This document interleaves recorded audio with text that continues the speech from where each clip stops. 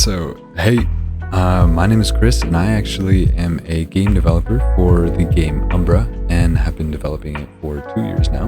And there is something that has popped into my mind that I've noticed a lot is that a lot of people struggle with drawing trees.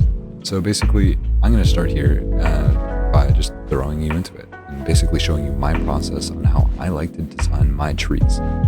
So you can follow along in either Photoshop, pixelart.com, which I like to personally use, or a sprite. Anything works. It's all basically the same. So basically I start off with a trunk, and it can very literally, since we're only blocking things out, start by just throwing down a literal stick using a line tool or whatever you'd like. And then we're going to go through and kind of refine it and start to build out that trunk at the bottom.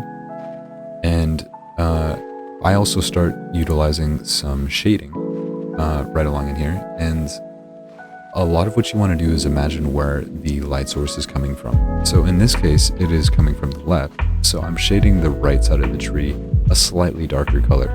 So I started off with a fresh, brand new color palette as well, and it was something that I had never worked with before, was not familiar with, but I figured that I might be able to experiment and show you that no matter what colors that you have, you can probably make a decent tree. And I also want to specify the fact that color palettes aren't binding. You can add on to them if you don't have a color that you need or if you want to alter something. But regardless, within the tree, in order to add a little bit more depth, you want to make those branches either shorter, longer. Some of the shadows that I'm adding right now actually kind of highlight the fact that some come from the front, some come from behind.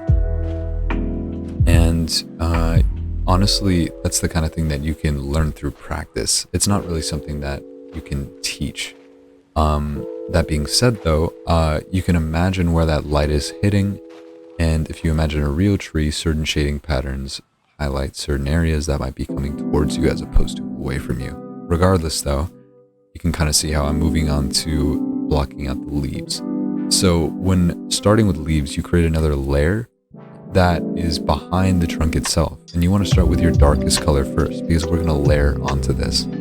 So you want to create random shapes at first. And you want to start with circles, maybe use a larger brush so you're not worried about details, because that's not what matters right now. We're just getting the shapes in because we're going to layer on top of this. And 90% of this isn't even going to show. But the parts that do end up showing in the end really highlight the fact that this is a tree. So I go through and I start adding slightly more detailed leaves, or leaf-like shapes at least, that, and the purpose of this is, even though it might get covered, the ones that stick out show a lot more detail and is really good for depth.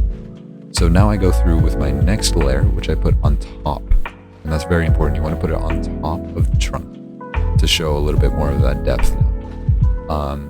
And a lot of trees is establishing the different layers of the tree. What's furthest from you, what's closer to you, and highlighting it with different colors. So usually you want to maybe limit yourself to maybe 3 colors with a tree and go through and start blocking it out, kind of like how I do. Adding little leaves here and there and adding leaf-like shapes. And I believe I show you guys here in a second the kind of leaf shapes that you can use. You can use larger ones, smaller ones. It doesn't really matter as long as you're giving off the general shape of a leaf, because that's what pixel art is. It's not conveying a super detailed and accurate representation of something from real life, but something that's close enough that you can use your brain to kind of fill in the gaps. So these are some of the leaf types that I like to use. And you can orient these in whatever way you want. You can rotate them, flip them, whatever it is. But those are the kinds that I usually like to base my leaf designs off of when I put them around the tree for smaller details. So I'm going to move on to my next color. And you kind of notice how it's really saturated, really orange, right? I am actually not very happy about it. And the more I look at it, the more I get uncomfortable with it. And that's the next thing. If you're not happy with a color ramp that you currently are using, you can go through and alter the color to something that fits a little bit better. So I kind of go through and choose something that's slightly more reddish. This one doesn't quite fit, but then I find one that's the right amount of saturation that I want for a highlight to the tree. So you go through, you add these little circular shapes like we have in the previous layers, but you want to make sure that when you add a lighter color, put it on the top half of the lower shade, if that makes sense. You want to put it on the top half of the leaves that you drew underneath it. That way you can really convey the fact that the sun is hitting from the top as opposed to the bottom, because it's where the shadows would otherwise be. So I go through and I start adding a little bit more details, some more leaf shapes, and you can also go through and edit these big blob-like shapes to kind of, like I'm doing right here, to emulate what are the start of or individual leaves that are poking out. And that really helps sell the fact that this is one whole tree. As opposed to drawing each leaf individually, you want to draw clumps so that your brain can kind of fill in the gaps and it doesn't take too much attention from the rest of the scene that you're drawing. Regardless though, this is pretty close to the final version of the tree.